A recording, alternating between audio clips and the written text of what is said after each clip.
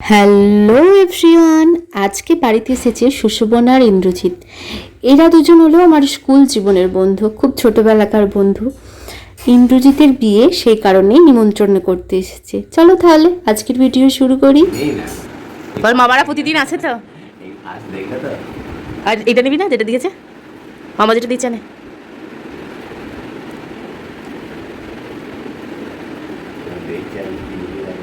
নিবি না?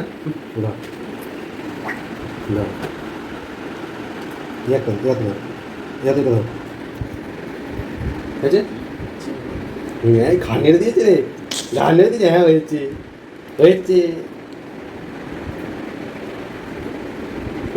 সাদা শাড়ি বৌমা, সাদা শাড়ি চেষ্টা যাবো যাবো অবশ্যই যাবো।